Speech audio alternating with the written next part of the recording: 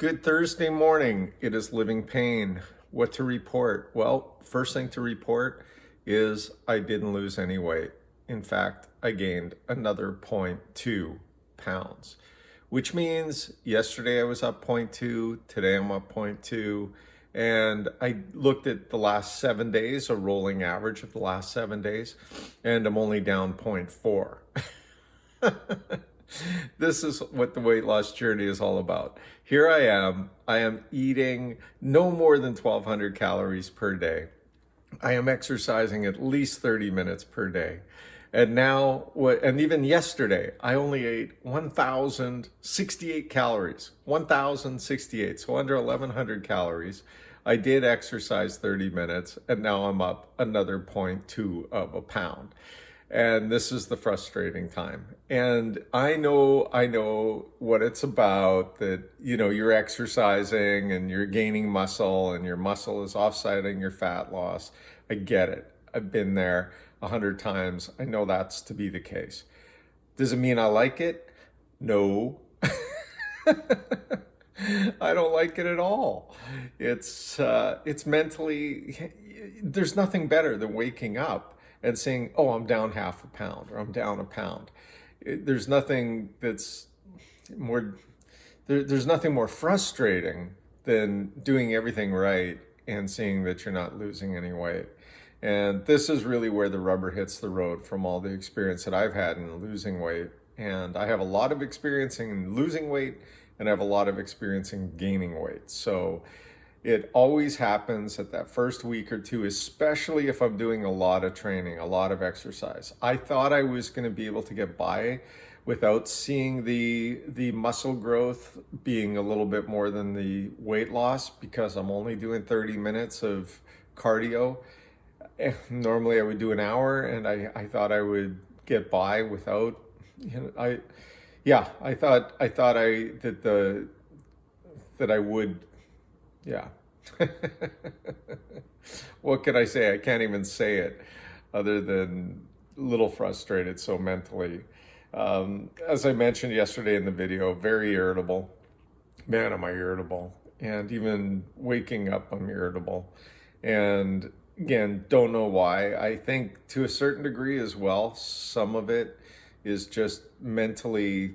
This coronavirus, I'm living here in Canada, we've shut everything down.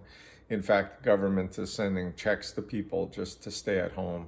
And so I find that I went, in terms of my work life, from 100 miles an hour to literally 0 miles an hour, and to a complete standstill. So my brain's a little bit mush, and I was talking to one of the folks that work with me, and she was saying the same thing, that just, we go from thinking all the time, everything else, and now we're into this mode that I guess this is what retirement's like, and definitely not for me. So, so we'll see what today brings. I'm waiting for my VCR, or I keep saying VCR, that's my age, 54, and I'm still thinking VCR. DVD player coming, so that I'm going to, once I get it, I'm going to start the insanity workouts. And I got a little note from Walmart that said it's coming today, so I'm looking forward to that. Anyway, let's see what today brings.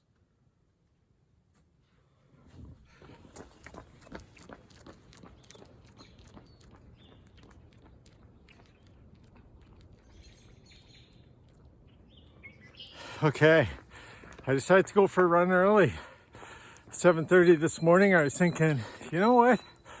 Maybe there's going to be less people out walking, and I can have a nice, quiet run to myself.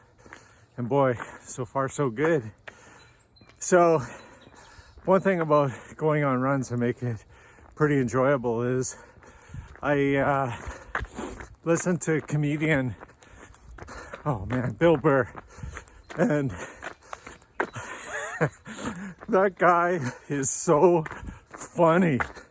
Man, if you forget audiobooks, forget all this other stuff, I'll tell you, I can't count how many times on my run I just bust out laughing, and he's just sitting there riffing.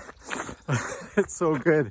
Anyway, this run, and I've decided not to go any more than 126 beats per minute, which means I'm going to be doing a lot of walking for a long time. The whole concept behind it is to activate your fat burning system. So at 126 beats, what will happen is I will get faster with less effort over time, and pretty good about that.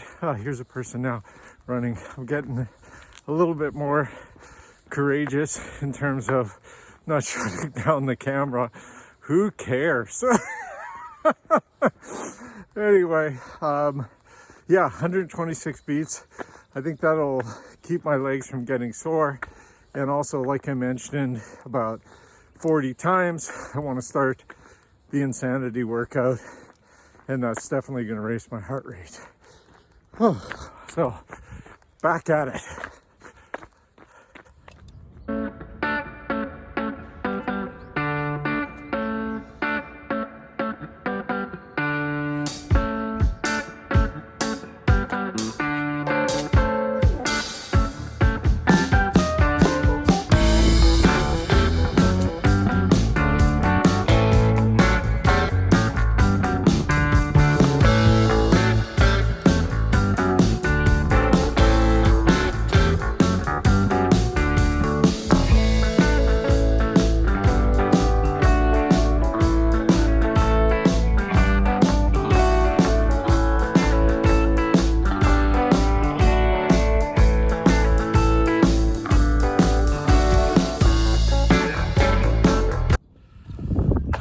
Run done. So I finally did some stretching, and boy, can I tell the difference.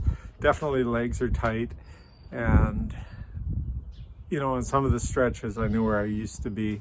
Even when I was a little bit heavier, I could stretch better. The one thing that is critical in training is afterward to do a stretch. Doing before, I find, is very dangerous.